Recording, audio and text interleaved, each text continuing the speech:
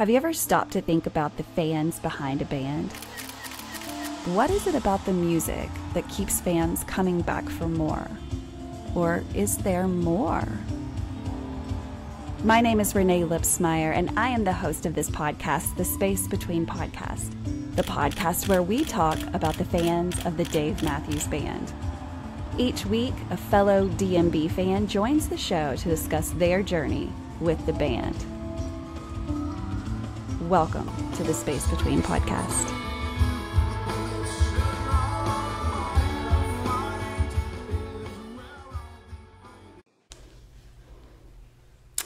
Hey guys, welcome to another episode of the Space Between Podcast, the podcast where we talk about the fans of the Dave Matthews Band. The Dave Matthews Band has been making music for over 30 years now. So of course, any band of that span, which there are not that many, accumulates a large fan base. Fans from the very beginning, fans that are just now finding out about the band, fans that have been around for 10 years. And so there are unlimited amounts of stories when it comes to the fans behind this band. And so every episode I bring to you a new fan to talk about their journey with this band that we love so much. And so today I have Kristen on the show. And Kristen, I cannot thank you enough for taking some time out of your busy schedule to talk about the Dave Matthews Band. I know that you love them, so hopefully this is going to be a lot of fun for you. So again, thank you so much for being on the show. Tell everyone, where do you live? And then let's go back to your very first memory of where you found the Dave Matthews Band. Okay. Well, hey, Renae, thank you for having me. I am excited to be here and, of course, talk about our favorite band. Yes. So I'm Kristen from Wisconsin, and I have been a fan since the 90s. I was trying to remember, like, what person or place or instance sort of really pushed me into liking this band, and all I could remember is just college. I think like it was later 90s, and people were just kind of listening to everything that there was the grunge, the alternative rock, and the Dave Matthews Band, and so it was a different sound, completely, just something that we hadn't heard before, and it was so interesting. Right. And so that's really, I think, what got me going with. So did you hear it on the radio? Like, do you remember where it was that you heard them? Probably on the radio. Could have been in my dorm. We all just getting together and listening to music, and I'm upset that I can't remember. Let's face it. I mean, for you and I, and probably most people listening to this, 1996, whether we like to admit it or not, was a few years ago. I mean, I remember that year very clearly, and so do most of you, but man, it's been a minute. And hasn't technology changed since 1996? Remember, we had CDs at that time, because it wasn't too long after 96. I had my very first job in music working at CD Warehouse. I look back at that job so fondly, because that is where I learned so much about music. One of my interview questions, I don't think I've ever told this on this podcast, one of my interview questions going into that job was, do you know who Stevie Ray Vaughan is? That was a prerequisite to get this job. So I did get that job, and I learned so much, because they just really wanted you to. And also you had to back in the 90s, because people were ordering music through stores. You couldn't just get on the internet and order stuff. You couldn't just download it. You were getting access to this music through stores. And so, I think about 96, 97, 98, 99, and how we were getting music and how we get music now. My God, we have, this band in particular has been through every technological change. The internet was not even out when they started. Think of that. Right. That's wild to me. It is wild. It is. It really it's is. It's crazy. But also, I'm so glad where we are now. So going back to the 90s, you hear about them, you know, you're like, okay, yeah, this is something different. I'm really into that. What do you do with that? What's next? I think, you know, it's just like immerse yourself, right? Because it's so different, it's so new, and you just kind of are like, wow, this guy was a bartender, like, and now he's playing music, and it's so interesting, and he's you know, putting all these different sounds together with you know, the drums, the guitars, the, you know, the violin, like all these different sounds. And I think it was just sort of like immersing yourself in that. And it was like, where can I see this guy live? You know, like, where is he playing? When can I go? Who's gonna, you know, like, be a fan with me? Right. And at the time, I didn't have a lot of people weren't really into it. So I remember my first concert was actually '01 in Chicago at Soldier Field. And I went with like my mom's friend's daughter because it was like, oh, these young girls, you know, and that was the closest he was going to be. No Alpine yet, or that he was playing at least that year. And so went to see him, you know, in Chicago at Soldier Field. And it was funny because I was looking through some things and remembered that was the show where there was somebody holding up a sign that said pig. They wanted pig. So he teased it like 4 or 5 times and then never played it. Yep. Oh my God. Yep. How, I mean, that is crazy. 5 times. Yeah. Just 5 times. Not once, not twice, not 3 times, not 4 times, but 5 times. He was like, you can't have it. Right. And that's probably what I was thinking. Oh yeah. So that was fun. And then I just was like, you know, you got to have more, right? So it's like you're listening to the music, trying to learn, you know, some of the history of it, of the band, which, as we know, there's a ton of. There's so much. Just you know, all the talent and all the people that they've worked with and that have guested and, you know, come in as openers and things like that. So that was my first show, and I went to a few after that, mostly at Alpine, because that's my home venue. What a home venue. What a home venue. I mean, I hate that y'all don't get it every year secretly, because I think it could definitely take it. You know what I mean? Like, Dave fans would show up every year to Alpine if they so chose. And I don't know why they don't. I don't know. I'd love to know. Wouldn't you love to know, like, those little things that really like, who's making this decision? Could we talk to him? Could we give him some financial input? Like, we'll pay for you to come. Well, yeah, every year. It's always just the rumors, right? Like, because there's something about, like, he goes to Chicago one year and then maybe plays Summerfest and then maybe Alpine, and you can't, I don't know, a friend told me once that you can't have the shows too close to each other. It's like That's right, like a 90-mile, like, yes, I did hear about that. Yeah, I don't know. Yeah, see, there's just stuff we don't even know about, obviously. Like, there's a whole business side of a band, and I'm sure they're doing it perfectly. I have no input. I have no experience. Yeah, me neither. But what I do know is we want to see them. That's all we know. Yeah, right. And Alpine is a great place to do that. It's great. Minus the hill. Jesus. Yes. That's a mess. I literally didn't know if I was going to make it up that hill one time. Like, we got down to the bottom because we stayed at the little Alpine Valley Resort. And so we could walk from the backside. So that ends us at the bottom of the hill. And the lawn, of course, is at the top of the hill. And bathrooms and drinks and anything that you need, you got to go a bit of the up top of the hill. I was like, do I really need to use the bathroom this bad? Do I really need to drink anything this bad? Because it was a lot. It was a lot. But beautiful, and the music's great.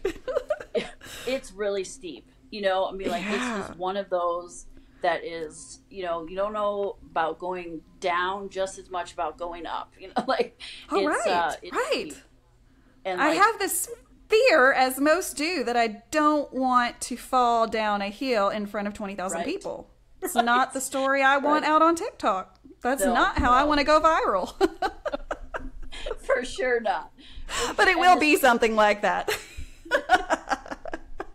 Well, especially if it's like rainy, muddy, sliding down that. I mean, that's even worse. I've heard stories of just people sliding down that hill, when it rains. I mean, I guess why not? And if you're young enough, you're not too worried about breaking a rib. I would be like, look, I haven't met my deductible this year, okay? I cannot go sliding down a hill. I will hit a rock, a stick, or something. No, thank you. Exactly.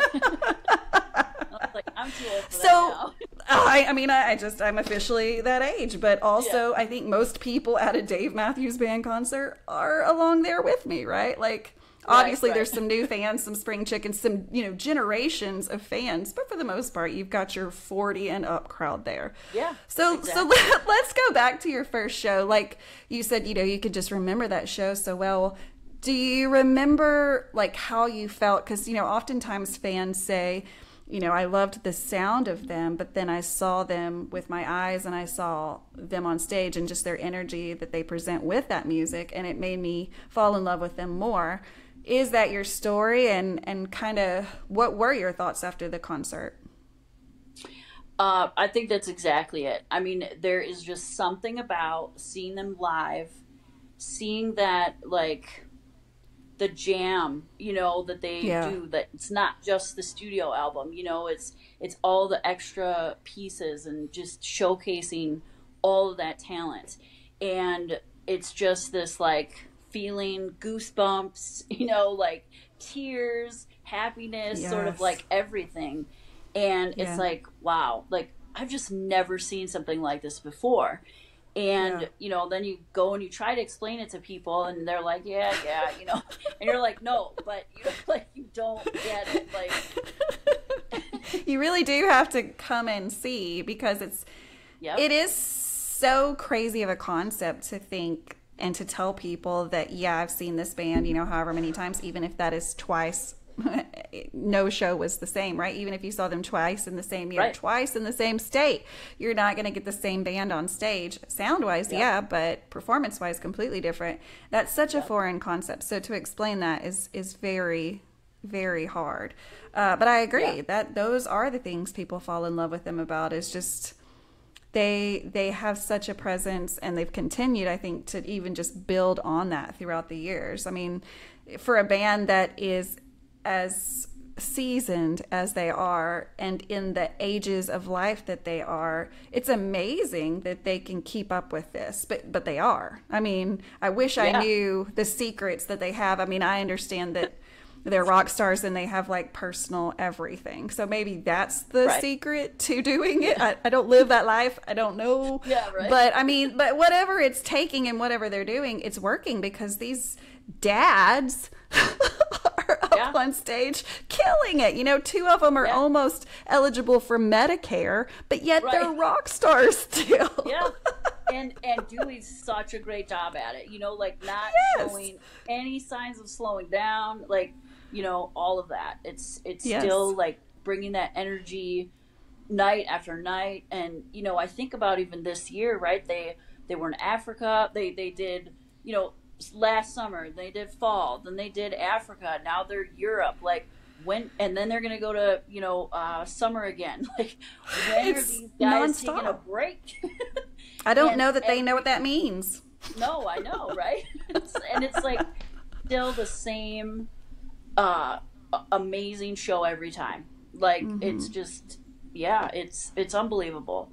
And it's exciting, for sure. It is. It really is exciting, because, obviously it's continued to keep us coming back over and over and over. So they've definitely got the right recipe for making people want to continue to come back, that your first show is more than likely not going to be your last show.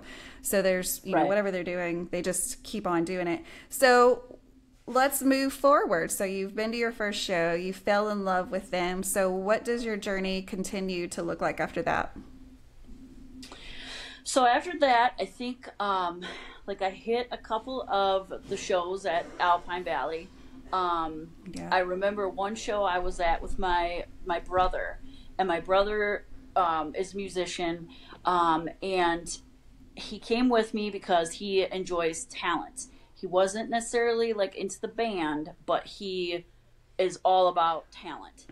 And I remember sitting with him and watching Dave on a screen up above us, and they were showing like close up of his like hands on his guitar, and my brother plays bass, and he's like, oh my gosh, those chord progressions. He's like, that's just incredible. And I'm like, that's chord progressions? Like, that's what he's like, the talent that is. And I was just like, okay, like, whatever, but I'm glad you're enjoying. And I still just remember that because it was just such a, like, a funny comment. It's very specific. So and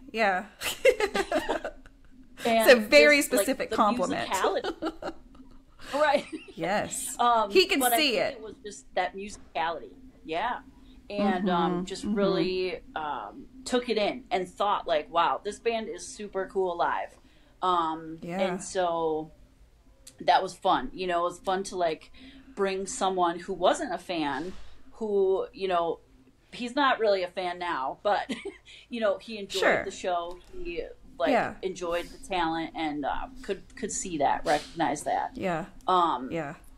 And so I just had like one or two shows, I think, for a couple of years, and then ended up like moving out of state and just sort of lost track, not of the band because I was still listening, but just live shows, other things in life, you know, like were just took the priority. Yeah.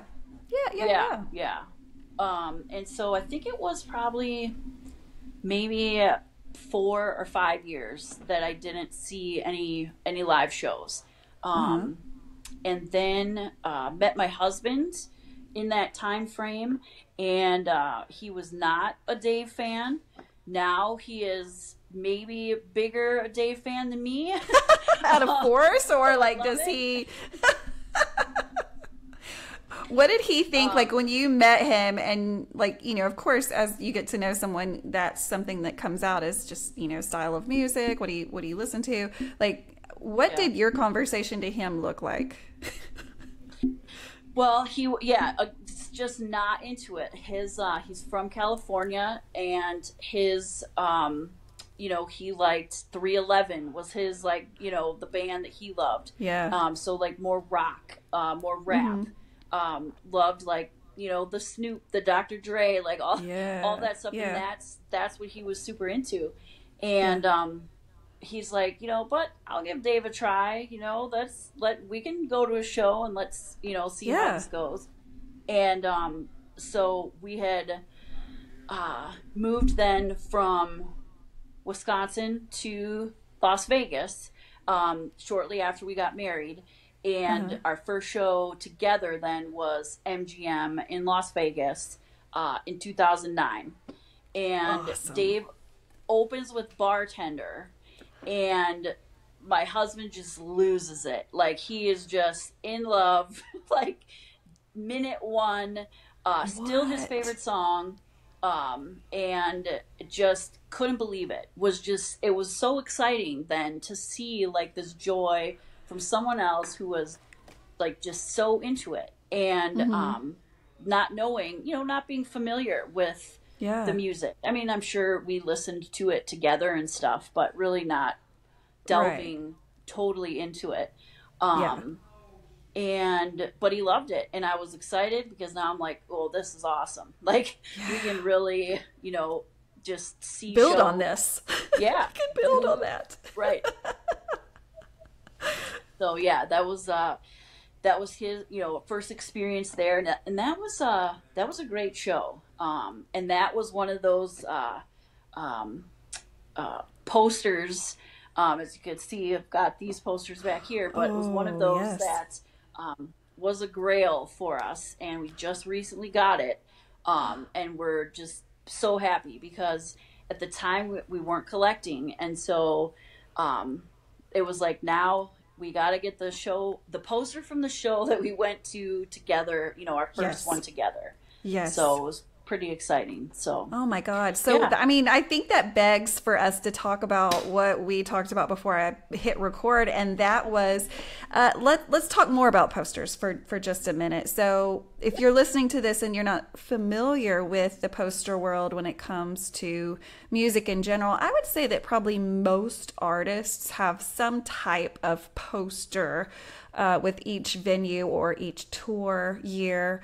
The Dave Matthews Band releases a new poster with each venue, and even with each venue, if there's multiple nights, they will release multiple posters. Some of them are by the same artist, sometimes it's by a different artist, and sometimes it's like a trilogy poster where they have to go together in order to work. And so sometimes they release those, or I think most of the time they release those on different nights. So it's a chase. It's definitely a whole different sub club of the fan section.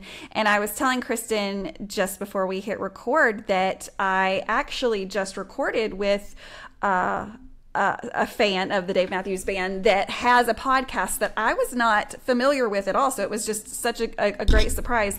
But also, I think if you guys are listening to this and you're a collector or you're into the art in general, you're into the artists, why they design, what they design on the posters, how they bring in venue-specific items to those posters. There is a podcast available on anything. If you have found this podcast, you can find this one. It's called Posters in Every Direction. And that's such a clever name. But in each episode, they really dig into the artist, the art, and also, did you realize that a lot of these artists put Easter eggs in these posters? And I mean Easter eggs, they're often described that way as hidden meanings, or and they could have to do with something that's going to happen in the future, but they have some kind of meaning. And so they really dig into those posters. So definitely check that out on any podcast app, Posters in Every Direction. So let's talk about the posters behind you, because if some people are watching this on YouTube, you can see behind Kristen. And so let's talk about what you have back there. So on that wall there, we got the those are two MSG posters, the long ones. The one, it's Statue of Liberty, is so probably good. one of my favorites, and that so was good. MSG last year. And then the other one that's back over there is also a New York poster from. I can't remember poster years. I'm not good with that, but no, me either. Not last year, maybe the year before, I think it was. And that's that's actually one of just a couple of foils that I have, because it was looked like Central Park to me. And I just really loved how it picks up like the silvery kind of foily look in that one. Awesome. And then let's see, I've got Charlottesville down here and an Alpine one up there. That Alpine one is gorgeous. Does it have a fairy on it? Like a fairy? I can't really see, but here? Yes. That's it's like two people like camping, and they're around like a campfire. Oh, where did fairy? I don't even know. Clearly, I can't see that. Is that a fairy? No, it's two people camping. Oh, okay, same thing. No. Well, I love the colors of that. It's very nice. Thanks. Very nice. Yeah. It's we try to pick posters that are from different venues that we've been to, just to like display. And then of course like some of our favorites. So those are a few of the ones we have up right now. So is your favorite poster your newest poster from your first concert together, or do you guys have a different poster that is your favorite right now? That is really hard. And you almost have to say favorite, like emotionally, and then favorite artistically, right? Because I get wrapped up in feelings or something that happened at that concert, and that makes it my favorite poster. But then artistically, I may like one different better. Like, I don't know if that makes sense or if that's how you feel, but totally does. Totally. I would say, because the one we got, from our '09 show, first one together, I think, for, emotionally, definitely one of the most favorites. It's one of the cards posters, so it's the like the Jack, Queen, King, Ace, Joker collection. I don't have the collection. I just have the Jack. So that's kind of, you have the one, emotionally the one that is probably the favorite. Artistically, I love the Statue of Liberty. Like, I don't know what it is about it. It's beautiful. It is. It's just so, so many artists do such an amazing job. It is hard to pick. But right now, I would go with that. For sure. Yes. I don't know the artists by name very well. I know one very well. I know Sperry.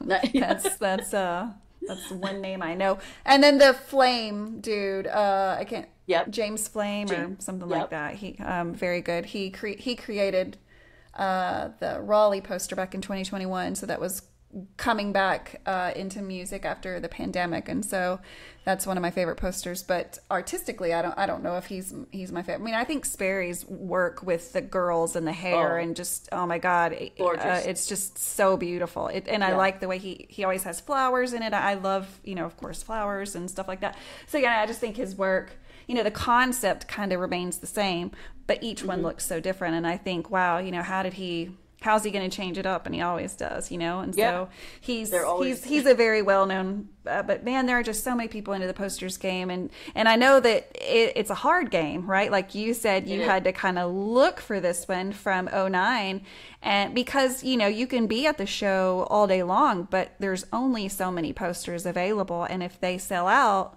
well, you don't get one unless you buy, off of someone that's getting rid of them. And thankfully, I think people do a pretty good job of not totally price gouging you, but also they are collector's items, and we're hoping one day that these are going to be worth money. And with that, they do get more expensive because of demand and supply. So it's a tough, expensive game. It's a tough and expensive game. It is. But you're saving for retirement. I don't know. One day when you retire, you can cash them all in. I don't know. I like it. I think once you're down the hole, you have to finish. You have to just keep going. You can't just stop. And just with that poster that we just got, because at the time we weren't collecting, that finished our collection of a poster for every show we've been to. So we now have a poster for every show we've been to. So it's just sort of just a thing, I guess, that we like to do. And it is one of those things where you have to stand in line and may not be doing other stuff, but we try to make it fun. We're meeting other people, standing in line with friends, switching off, grabbing drinks, whatever you got to do. And just having that sort of memory, having that collection, it was just something that we just really wanted to do. And now we're in it. So now, and you've done it. Yeah. But for however long you're caught up. We have to keep doing it. So you have to keep going. Yes. Yeah.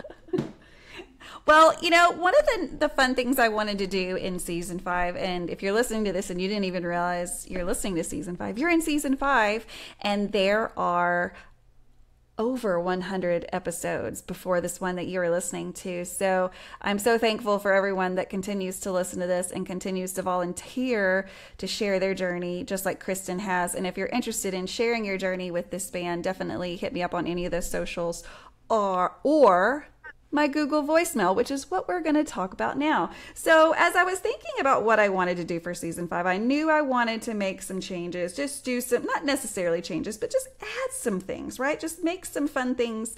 And so I found this Google email thing. You can call this number and it goes straight to a voicemail. You don't get me, so there's nothing scary about it. You call and it says, you know, you're at the Space Between podcast voicemail. You leave a voicemail.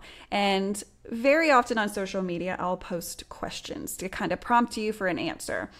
Some of them have been, you know, what's your favorite date night song? Why do you think the band should be inducted into the Hall of Fame? Different topics. And so if you're listening, we are going to do a couple of voicemails, people that have called in, because that's another fun thing about this. What do I do with those voicemails is I use them for this podcast. It gives me and my guests some more talking points, but then as a listener, it just gives you a different perspective of what this band continues to do for so many people. So the voicemail number is 479-259-1630. So again, you'll just get a voicemail and you can leave a shout out to your group. If you're part of the Alpine group, give your Alpine group a shout out. I know Kristen already did. Tell us, you know, about something that has really been on your mind about the band as we move into talking about them getting inducted into the Rock and Roll Hall of Fame, which we are just so thankful. And we'll talk about this a little bit, Kristen. Just any little things. If you have trivia, if you have ticket tips, call this voicemail and leave a message and we will play it on the air. So I've got a voicemail from Jen. She's in Rhode Island. So here we go. Hi, it's Jen Ryder from Rhode Island. Just wanted to talk about what motivated me to vote for Dave Matthews every day for the Rock and Roll Hall of Fame. As I look at the list right now of inductees and seeing everyone that's on it, other than those that have passed on, they are the only inductee that has consistently traveled over the last, consistently toured every year for the last 33 years, minus the COVID year. They're still gaining fans. They're still putting out albums. They're still relevant after 33 years. And honestly, it seems like they could go for 33 more. I'm just saying. That's why I vote for them every single day. Well, I guess my dog really liked that voicemail. Yeah. It's just real life. I don't even edit that out anymore. I'm like, yeah, I got 3 dogs and 4 kids. It's gonna get crazy sometimes when I'm recording this. So Jen, thank you so much for calling in and telling us why you voted for the Dave Matthews Band to be inducted into the Hall of Fame. So we know you and I know this, Kristen, but some of our listeners may not know. Of course, every year the Rock and Roll Hall of Fame does a fan vote. It's just a portion of the votes that go into who's going to be inducted. There's a list of people that, I guess candidates, if you will, to get in, and the fans can vote on them. This is the second time that the Dave Matthews Band has won the fan vote, but this year the band was chosen to enter into the Rock and Roll Hall of Fame, so they will be inducted October of 2024. We are so happy as a fan base that, we were able to do a very small part. Again, the fan vote, even the winner of the fan vote, does not mean that they're going to get in, but it does give them, a little bit more point system, if you will, getting when it comes to all the votes from the panel or the judges or whoever it is that's behind the final votes. But, we're just so excited that we could help in some small way to give them the credit and honor and all of the things that come along with being in such a Hall of Fame. Now, was it going to make them less to never get in? Hell no. I had already had that mindset. I was like, I don't care. Yeah. I don't think they care. I think Dave has said publicly, like, you know, it is what it is, right? Like, we're doing what we do. We love what we love. Our fan base loves us more than ever. And that will not be the thing that defines me. However, I'd love it if we did get in. And so, you know, I think that the big topic now that Kristen, I want to talk, and I'm going to put you on the spot here because there's going to be a lot of different thoughts when it comes to this. Today it was released that Boyd Tinsley will be part of that inductee class. And if you're not familiar with who Boyd Tinsley is, he was part of the Dave Matthews Band for many, many years. He was a founding member of the Dave Matthews Band, played the fiddle, the violin, whatever you want to call it. And I don't remember what year. Do you remember, Kristen, or time frame? Late 2010s? Do you remember when he left the band? Or was asked to leave or whatever? I actually do remember because the next day we were at the first show without him. Okay. So it was 2018. Okay. Wow. Yeah. Wow. So, you know, he is going to be part of that. And, you know, I want to think that fans had thought about this situation before this ever even came to play, that they were going to get in. And whatever the facts are that are out there, whatever reason, you know, he's no longer in the band, let's put all that aside because it's not like he's going to get back in the band. That's not going to happen. He was, you know, he's on his way. He's doing his own thing now. But we cannot deny the history of this band, the origins of this band. We can't deny it. He was part of a big part of who this band is, the sound that they came out with, and is oftentimes missed by so many of the fans. Not maybe even necessarily him himself, but just the sound that he brought with him. So let's talk about that a little bit. Like, you know, what are some things that maybe you've heard, or if you want to give any personal thoughts on that? What had you given any thought to Boyd? And if so, like, what were your thoughts, or what are you seeing from other fans? Well, certainly the big debate is, you know, will he be there? I think it's, you know, it's clear that he was nominated with the band and will be inducted with the band. Whether or not he shows up, I think, is going to just be like that question from now until October that everyone's going to talk about, wonder about, you know, debate about. And, you know, I totally agree that, you know, he's part of the beginnings of the band, and he played with them for so long. Like you said, the sound he has, all of that, you know, wrapped up is, you know, part of what made Dave Matthews Band. So I think, you know, he does deserve that recognition, you know, with the band. Again, facts aside, and all of the troubles that he's went through, all of that. He was talented, and he definitely, to me, deserves that honor. I don't know about him showing up. I don't know. I've heard people kind of debating whether or not he'll perform with them. That was going to be my next question to you, is obviously they get a performance. Do they include him? I don't know. I mean, I don't know the answer, obviously, and I don't think any of us do. I think it's for sure something that'll be an interesting topic of conversation. Yeah, you know, because certainly we don't know. You know what I would like to see? What's that? Right.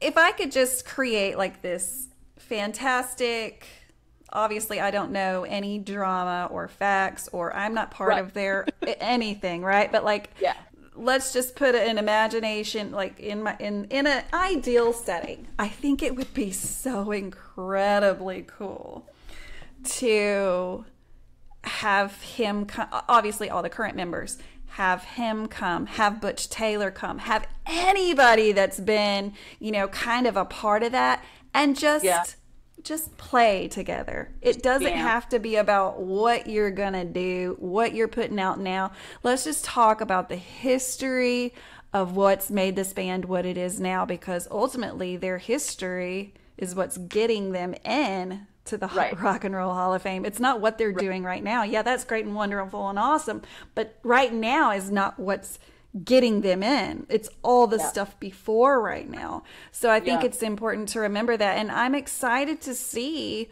that they're including him. I would think it would be so cool to include Butch Taylor, and even maybe what was the first guy that was on the keys before Butch Taylor? There was another guy, I can't think of his name. Oh yeah, Peter, something. Yes, you're exactly right. I can't think of it right now. I mean, let's just bring them all back for like a reunion, if you will, kind of. That would be fun. Just for fun, just for shits and giggles, because there's never been a better time to do it. There's never been a better moment to do it. And so it'll be interesting to see what happens. I know that, fans of all new fans, old fans, in between fans, a lot of people are definitely going to start their track to Cleveland, Ohio in October when the band gets inducted. So what an exciting time, and what an honor, I'm sure, for the band to really be recognized for what it is that they've been able to do. So let's do one more voicemail, and then we're going to jump back into your history. And then, you know what we're going to do? We're going to do some Dave Matthews Band trivia, because I think that, with all the things we've talked about, let's jump back into the history. Let's talk about the things that this band has been doing for so many years. And so we'll do some fun trivia. Okay, let's see. It's like spin the wheel. Which one do we want? Yeah. I'm going to play this one. This one just for fun. It's like a 1 second, but he called in and he left this message. So, you know what? I'm going to play it because he called. So this is from William Keller. We'll say that in, oh God, what state does he live? I don't know. He's also go by the name of Philly Billy. So maybe that sounds familiar. I don't know. We'll see. I'll give you a reason, because I'm Philly Billy and everybody loves me. Thanks, Philly, for calling in and leaving that message. We do love you. Okay, let's play another one.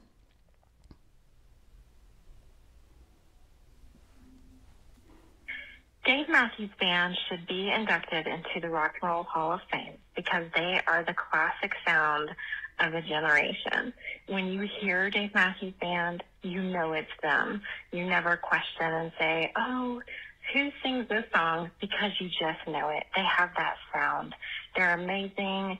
They are my favorite band, and I can see that they're winning already, and I really hope that they win the final nominee. Perfect. Well, I mean, good news. They got in. Woo! Yeah, right. But it's I like to think, and again, it was just a portion of the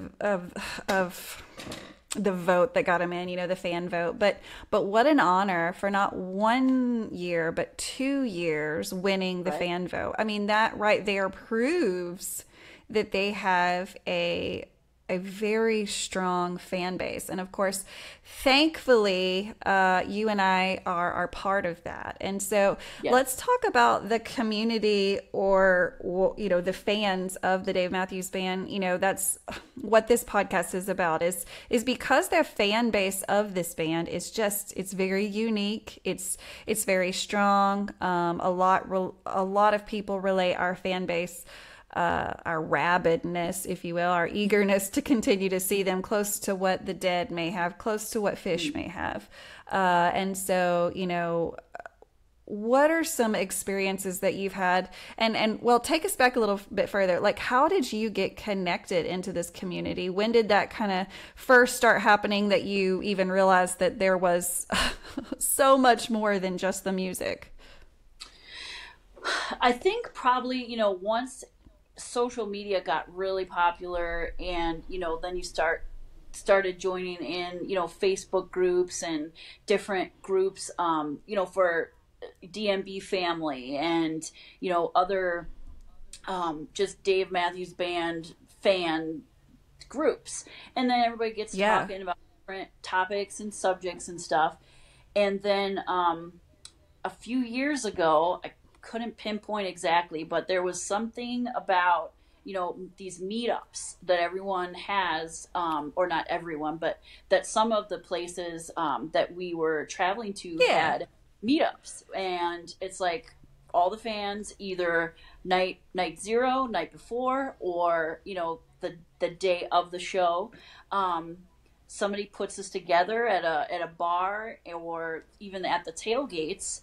And it's just like then meeting the other fans and meeting other people that love Dave Matthews as much as as we do. And it was just really cool to just have that camaraderie for, like that like family sense of meeting other people that are just sort of have the same feelings and understand the what Dave Matthews like brings for us all. So so we try to go to those because then we meet cool people, and we've kept in touch with a lot of people, meet up at shows, plan other, plan to go to shows together, all that stuff. And it really is a big community that is just like, there's no words. It's just so cool. Like there's, it's just awesome, and people are great and inviting, and it really is just a fun place to be, and it's fun to be a part of. It really is. It really is. And if you're listening to this and you're not familiar with the things that Kristen's talking about, such as, night zeros and pre-show meetups, many years back, there was kind of this movement of fans kind of creating tailgating events, if you will, but then it kind of just got even larger and like, hey, well, a lot of people are coming in the day before the show, so hey, we're all here, why don't we get together and talk about what we're about to see, or the show we just saw, or let's just talk about how in the world did you find the Dave Matthews Band, right? And so you're just getting together with people that dig what it is that you dig. And it would be no different had it been, I went to a sports bar so I could be with all my friends that are watching the Packers play today. It is absolutely no different. Did I just say a Wisconsin team? Just literally, that's what? Hello, Wisconsin. I just threw Packers out, but I couldn't have done it. You are welcome. Arkansas doesn't have professional teams, so I have to know other people's, right? Because we have 0 professional teams. But, so it's a safe place where people are in town to see the exact same thing that you are. So what a great way to meet friends. And it gets harder to meet friends, I think, the older you get, just because we tend to have schedules that look like this: work, home, pick up the kids, or just those are the 3 things that we do until we get to go do fun things like concerts or vacations, or maybe that is your vacation. It's mine. And so, what a great way to meet people, but not only just meet people, but meet people that like the same things that you like. And so it automatically gives you something to talk about. There's no awkwardness because you can talk Dave to them and they're going to like it because they're at a Dave Matthews Band fan meetup, right? So that just already tells you that they're there to talk about it, to live it, breathe it, get some cool stickers, get all the cool swag. Because, these meetups are the greatest place to get cool Dave merch. There is an unlimited amount of things that you can get, and fans love to come to these meetups or come to these shows and tailgate and pass out their swag, their bracelets of where they're from, or stickers. Hey, can I show you my stickers for this year, Kristen? Yes. Yeah, and if you're watching this on YouTube, you can see I had some stickers made this year. I usually have the little bracelets made, but this year I wanted to do something a little different because stickers are kind of popular right now, and I like to put them all over my water bottles and all the things. Yeah, so, of course, Yeah, so fun. So we're starting in Florida this year. When the band gets through with Europe, of course, they start the U.S. tour in Tampa, Florida, in May. And so I had these made, nice. which it's a Florida tags. Of course, it just says the space between pod and then Florida. Yeah, I loved it. I thought that was a lot of fun. So if you're at any of the Florida shows, hit me up at the pre-show events. And if you don't know about those, the space between podcasts is gonna just be all over this year. We're gonna be Tampa, West Palm Beach, Woodlands, Dallas, and a few other places, but you'll have to check out social media. So be sure to follow me on social media. I'm on everything: Facebook, Instagram, TikTok, all the things. Now, okay, if you're headed to Texas, look at this. Oh, I love it so much. I did. Yes. Cowgirl hat. I love it. I love it. Those are great. And then I've got some other fun stickers as well. So definitely be sure to find the space between at any of those. So what does 2024 look like for the Parker family? Some more shows. Yeah. Of course, Alpine. Yeah. We got it back this year, so of course there. Deer Creek, that's another good one. That's not far from us. We went there a couple of years ago and have been every year since. I mean, it's so good. Good. For those of you that are listening that are not familiar with Deer Creek, that's in Indiana, in a little town called what is Noblesville. Noblesville, Indiana. Yep. Just a hop, skip, and a jump outside of Indianapolis. Just not that far at all. But yeah, so Wisconsin is where Alpine is. Deer Creek, it's not called that anymore. So if you're looking for it, it's going to be under Ruoff Music Center or something like, I don't know. Boring. I like Deer Creek. We're going to call it Deer Creek. But yeah, check out those venues for sure. So what else is in 2024? Then we're going to hit up some new venues that we've never been, which is SPAC. I'm so excited. Ooh, and Camden. So always, that's awesome. Just some seems like amazing shows at those East Coast venues, and we've never been. So we try to hit up one or two if we can. Venues that we haven't been to, and then of course anything that's close. But we're lucky in the Midwest. We can. It's close, right? Like there's a few in the Midwest, and then East Coast is close enough where we can, get some of those shows in too. So because. So it should be a fun summer for sure. Oh yeah, you're hitting some of the big ones for sure. SPAC, for those of you that are not familiar, that's Saratoga Performing Arts Center, which is in Saratoga Springs, New York, which is a beautiful part of New York. I went there for the first time last year. It's a beautiful. The music is great. You're gonna love it. The town is wait. It's wonderful. It's like a little picture book, storybook. It's just it's the cutest little place. And then Camden.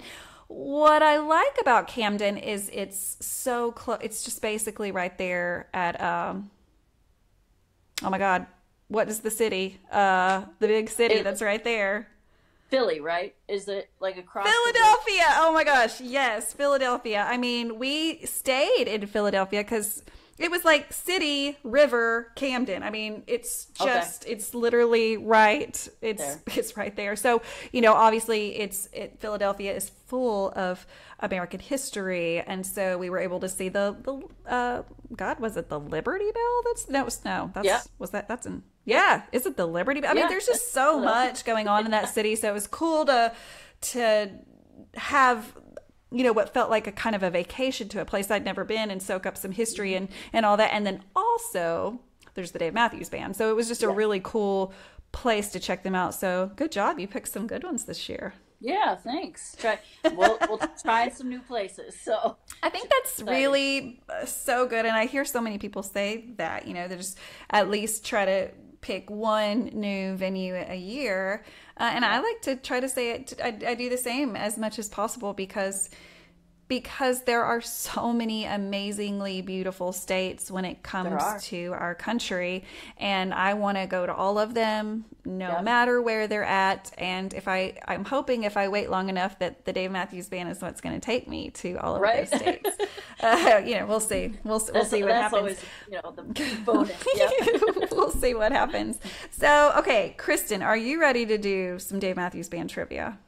All right, let's do it. You're like, I don't know. Do I have a choice? I didn't even ask you, like, do you want to? I was like, this is what we're doing, Kristen. We're having this. Yeah.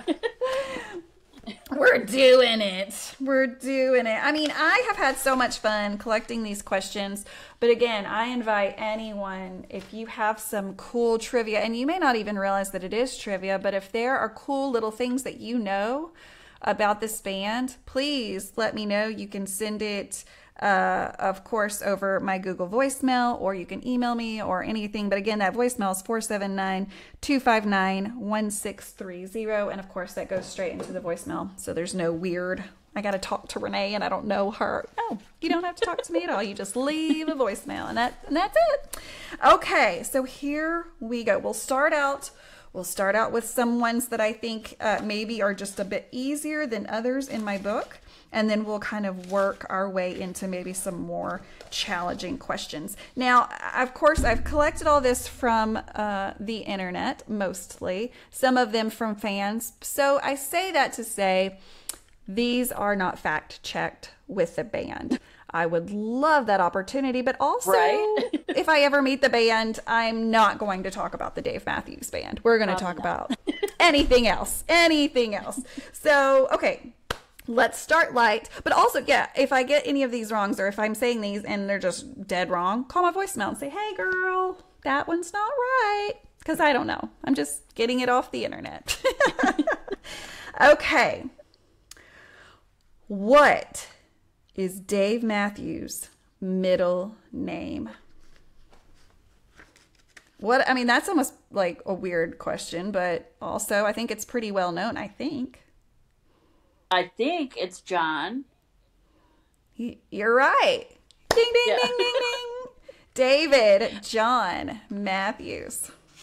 You got it right. Yeah, I think it's John. You got it.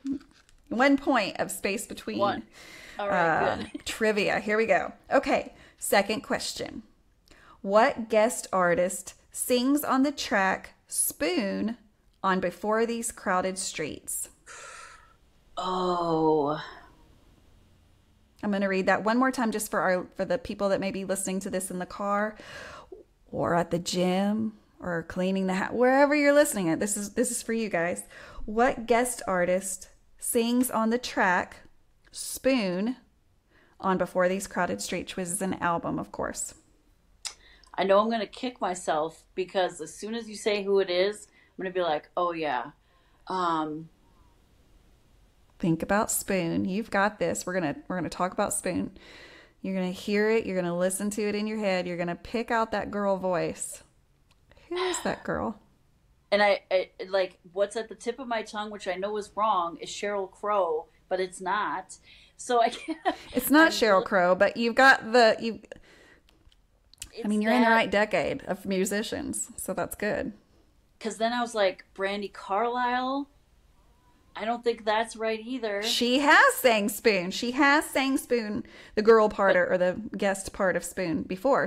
But she is not the one that's on the actual album. Studio album. Think about some women who were really big in the 90s, maybe more towards the later 90s, but was often photographed with Dave Matthews when recording. Yeah, because then I'm thinking Alanis Morissette, and that's not it that's either.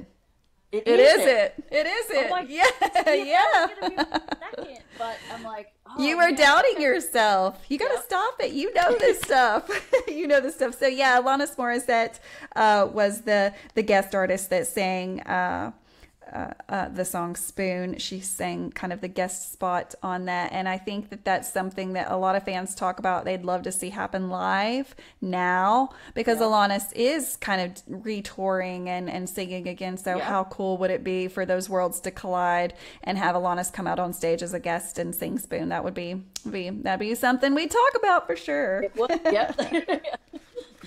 Okay, I like this next question because of the way it sounds so scary, but then you're like, oh, okay, I got this. So don't freak out as I'm reading this, because it sounds like we're about to have a history lesson, and maybe we are. Okay. Which Dave Matthews Band song alludes to Native American persecution upon the arrival of the Europeans? I'm going to read that one more time because you got it. Don't drink the water. Don't drink the water. Yep. Man, that is a mouthful. What song alludes to Native Americans' persecution upon the arrival of the Europeans? I mean, you're like, are we talking about the music of the Dave Matthews Band? Right. Yes. If you haven't listened to Don't Drink the Water, that is one of the songs. Now, I feel like Dave Matthews and whoever else, whichever man rides along with him in these songs, man, he can just kind of dig into some subjects that you were like, whoa, I thought we were about to have like, what is he telling me? They dig into some topics, right? Like, and of course, this song proves that Dave has a mindset that is fairly complex in his ways of thinking, and so that song trips me up. It's you go into it listening, going, yeah, that is a great song, so much power, and then you realize what he's singing about, and you're like, dang, I didn't know he was going to be teaching me about history and singing to me. Yeah, dang, boy. Okay, let's change it up a little bit. I am going to say some lyrics of songs, and you'll try to guess what song that comes from, okay? Okay. Okay, so here are the lyrics of this song. In the world, your balloon, peeping Tom for the mother station. And I try to say it out. Yeah, it is. It's satellite. I try to say it a little weirdly so that I'm not singing it, because it's hard to say these words without singing. Right. But yeah. In the world, your balloon, peeping Tom for the mother station. That is satellite. Correct. Okay, next one. I swear by now I'm playing time against my troubles. Oh, I'm coming slow but speeding. Number 41. Number 41. You got it. Okay. Here's a great song. If you give, you begin to live. You might die trying. Did you hear it in your head? Was it like, you might die trying? Oh, man, that song. Oh, every time it gets me. Every time it gets me. So good. Okay, let's see. It is so hard to say some of this without singing. Okay. I never did a single thing that did a single thing to change the ugly ways of the world. Oh, this one has me.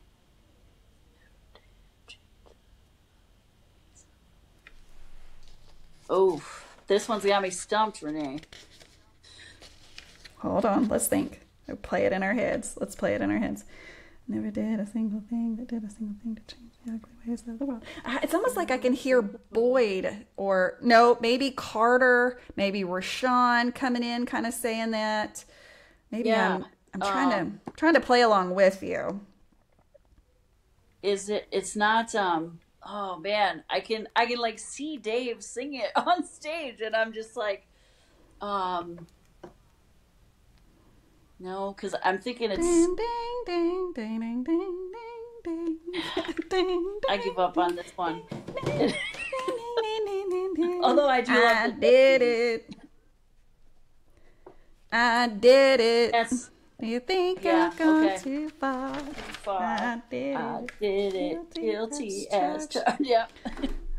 It's hard. That's hard though, because and then you hear it and you're like, oh yeah, I totally see that now. But it's like my brain, I hear those words and it automatically like starts playing that song in my jukebox of a brain, but I can't place the name. Like I can sing the song through, but I can't place the name. It is harder than it sounds to be put on the spot to give these lyrics and go, what song is that from? He only has 500 songs, and I need you to give me the one that says this line. I mean, that's tough. That's tough.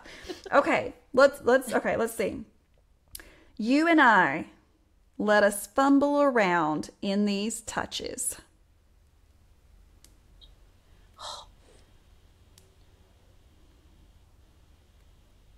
This one is hard to me too, because I know the song. I know everybody knows the song, but like to take that out of it and just hear it, it's tough. You and I, let us fumble around in these touches. It's Warehouse. I almost want to play that part now. Yeah, let's do it. I did it in my head now. Yeah, because everything's going to be, I did it. Okay. Oh, yeah. You and I, let us fumble around in these touches.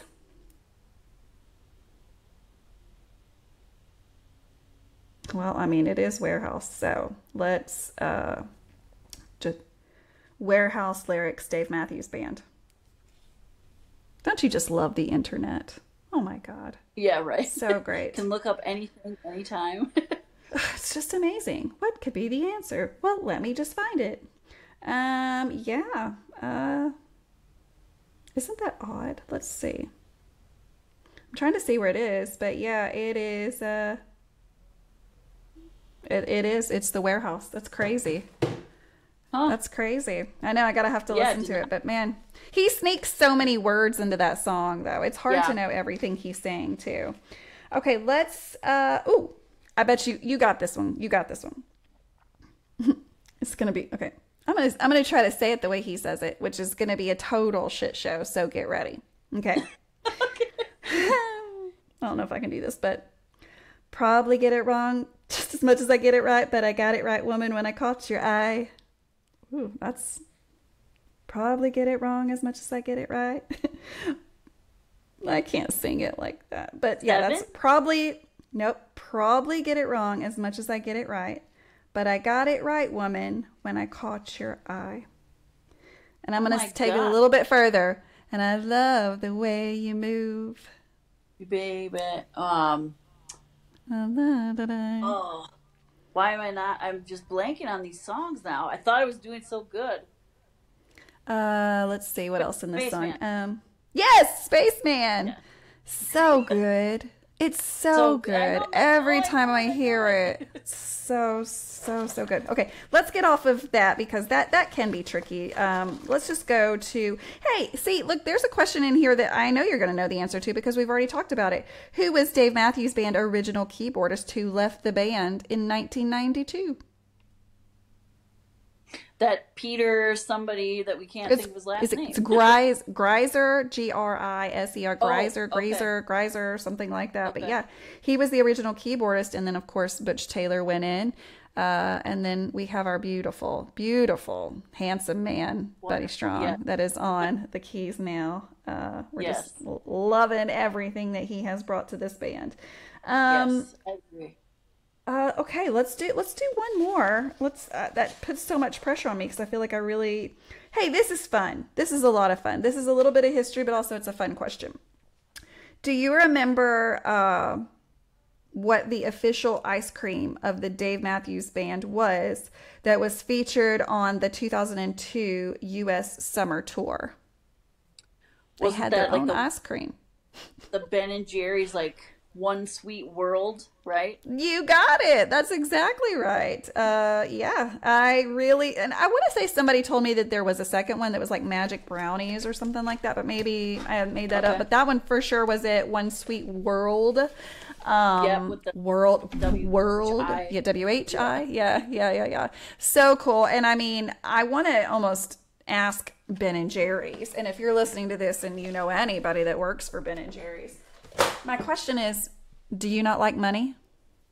Because if you were to put that back out, thousands of people will buy it.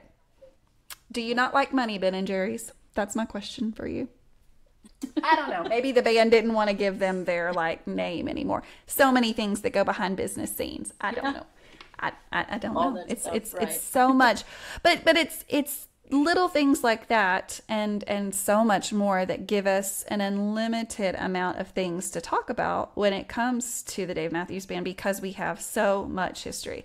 You know, it's wild that, you know, even after doing this for so long and having over 100 episodes out and talking to so many people and hearing their stories, how incredibly different each person's story is. It's mind-blowing to think that, you know, one band could have done so much. And I think that often we can forget that music can be such a powerful tool that so many people use to find solace, you know, to find whatever it is that they need. The music has the ability to do that. And obviously, even outside of the Dave Matthews Band, the Dave Matthews Band is not everyone's cup of tea. And I'm totally fine with that, because, you know, it means that tickets are still easy to get and they're reachable, right? You know, for us that really do want to see them.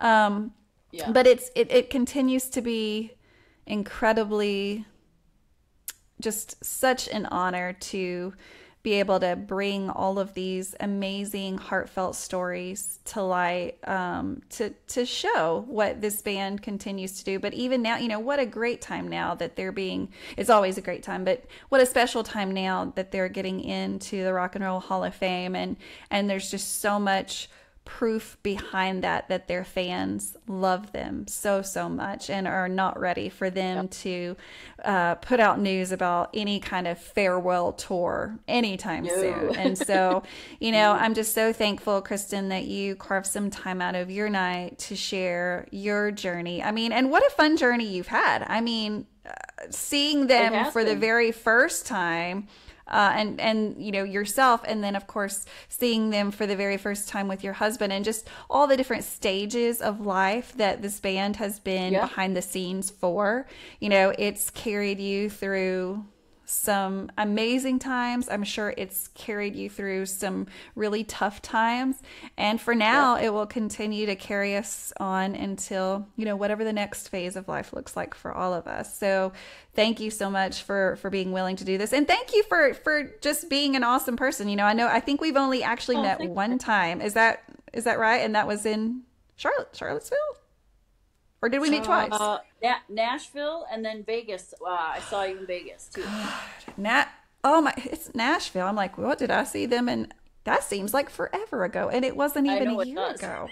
I don't know what is happening in my brain, but that seems like such a long time ago. But yeah, thank you so much for volunteering to do this. You know, this show can't continue without others coming forward to share their journey, because I've shared mine, you've shared yours, the people that are on the 100 episodes I have out have shared theirs, and so we just need people to continue to come forward with their journey. And you don't have to have been to any shows to be a fan of the Dave Matthews Band. And so if you're thinking that you don't have a journey, you don't have a story worth being told, well, you're wrong. And I'd love to hear it. You too. And who doesn't want to do trivia and voicemails and all the fun things that we also do on this show? So, Kristen, I can't thank you enough for your time.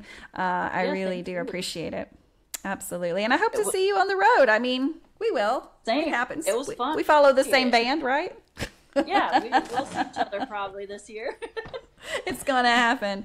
So guys, if you are listening to this on your favorite podcast app, just know that you can also watch this on YouTube. It's just simply under the Space Between podcast. And be sure to follow me on all of the socials. That is where you can find out about these Night Zero meetups, those pre-show meetups, and even beyond that, just getting connected with the fans, a safe space to talk about your passion for this band. And so definitely reach out to me if you're interested in sharing your journey. But of course, I'll also be on the road this year. So that is a way that you can see where the show will be. And of course, where I hope to pick up many more stories from the thousands of fans. I want to say millions, but it's thousands of fans that the Dave Matthews Band has. And so I'm just so thrilled and so humbled to be able to continue to do this. So thank you, everyone that's listening to this.